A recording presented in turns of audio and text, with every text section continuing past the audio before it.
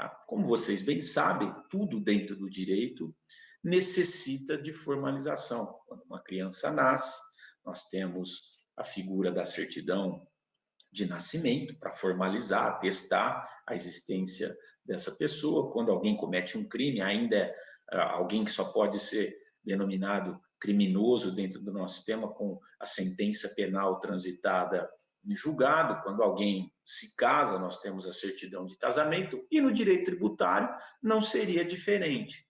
Para que alguém seja compelido a cumprir com uma obrigação tributária de cunho patrimonial, nós temos obrigatoriamente que formalizá-la. O crédito só se torna líquido, certo e exigível com formalização. E como nós veremos daqui a pouco, essa formalização ela é tratada pelo Código Tributário Nacional. O primeiro ponto em debate que nós discutiremos nesse bloco de 15 minutos seriam aspectos gerais do lançamento tributário, da constituição do crédito tributário. Obrigação tributária, ela já passa pela disciplina constitucional. Na Constituição, como vocês já devem ter estudado, nós temos vários assuntos que são disciplinados em matéria tributária. Nós temos as competências de cada ente, da União, dos estados, do Distrito Federal e dos municípios, que são os entes tributantes. Nós temos a definição das espécies tributárias, nós temos a definição das limitações constitucionais ao poder tributário, os princípios e as imunidades, e nós temos normas gerais de direito tributário. Dentro das normas gerais de direito tributário, nós vamos encontrar lá no artigo 146, inciso 3, letra B, obrigação e crédito tributário. Então, dentro do nosso sistema, somente lei complementar pode disciplinar obrigação e crédito tributário, com tudo que os envolve, tá? As condições de suspensão, de extinção, exclusão do crédito tributário, o conceito e a classificação destes institutos. Como vocês também devem saber, nós não temos uma lei complementar que foi editada depois de 88, da Constituição de 88, para disciplinar esses assuntos. Consequentemente, nós trabalhamos com as disposições contidas no Código Tributário Nacional. O Código Tributário Nacional foi recepcionado pela Constituição de 88, nos termos do artigo 34, parágrafo 5º do ato das disposições constitucionais transitórias, como o status de lei complementar. Se ele foi recepcionado, ele continua sendo uma lei ordinária, a Lei 5.172, 66, mas com o status de lei complementar, ou seja, ele só pode ser alterado por lei complementar. Entendimento do STF, já oficializado no recurso extraordinário 93.850. Tá? Outro ponto importantíssimo a ser trazido.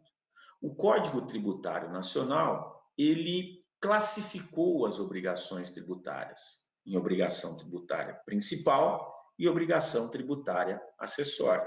O conceito de crédito tributário, ele é proveniente justamente do desdobramento dessa classificação. Pois bem, diz o Código Tributário Nacional, obrigação tributária principal é aquela que surge com a ocorrência do fato gerador. Tem por objeto o pagamento de tributo ou penalidade pecuniária. Extingue-se com o crédito decorrente dessa obrigação. Por sua vez, obrigação acessória é aquela que também decorre da legislação tributária e tem como objeto prestações positivas ou negativas, ou seja, fazer ou não fazer algo, nelas previstas, ou seja, na legislação, no interesse da arrecadação, da fiscalização de tributos. Também é importantíssimo enfatizar que o parágrafo 3º do artigo 113 estabelece que as obrigações acessórias, pelo simples fato da sua inobservância, converte-se em obrigação principal relativamente à penalidade nela prevista. O que significa isso? E vamos tomar muito cuidado. Não quer dizer que a obrigação acessória, quando descumprida, se transforma em obrigação principal. O que se quer dizer com esse dispositivo é que toda vez que há o descumprimento de uma obrigação acessória, haverá, de acordo com a previsão legislativa, a aplicação de uma penalidade. Havendo a aplicação de uma penalidade, nós estaremos diante de uma obrigação principal, nos termos do parágrafo 1º do artigo 113. Ou seja, quando eu tenho descumprimento de uma obrigação acessória, aquele dever, aquela prestação positiva ou negativa, continua sendo classificada como uma obrigação acessória. Porém, nós estaremos diante de um crédito tributário, que é a penalidade aplicada em razão do descumprimento de uma obrigação acessória. Bom, aí vem o conceito, então, de crédito tributário. O que seria o crédito tributário? O crédito tributário é sempre o objeto de uma obrigação principal. Crédito tributário pode ser tanto o tributo quanto a multa. Crédito tributário é o direito subjetivo público, o poder-dever conferido ao sujeito ativo de uma relação jurídica tributária, detendo o direito de exigir do sujeito passivo o recolhimento do tributo ou da multa. Detalhe importantíssimo: não há crédito, não há que se falar de crédito nas obrigações acessórias. Obrigação acessória, deveres instrumentais, para muitos, não geram qualquer direito de crédito para o sujeito ativo da relação. O sujeito ativo é aquele que tem o direito de exigir o cumprimento da obrigação nos termos da lei.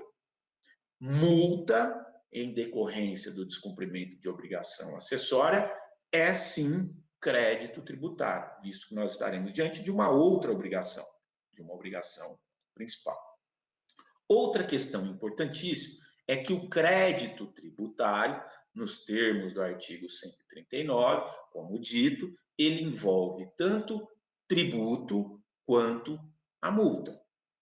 Tributo e multa, contudo, não são institutos idênticos, não detêm a mesma natureza. Ambos são denominados de crédito tributário. Porém, tributo é sempre decorrente do fato gerador lícito, ao passo que a multa é sempre decorrente de um fato gerador ilícito. O fato gerador da multa é sempre uma ilicitude cometida pelo sujeito passivo.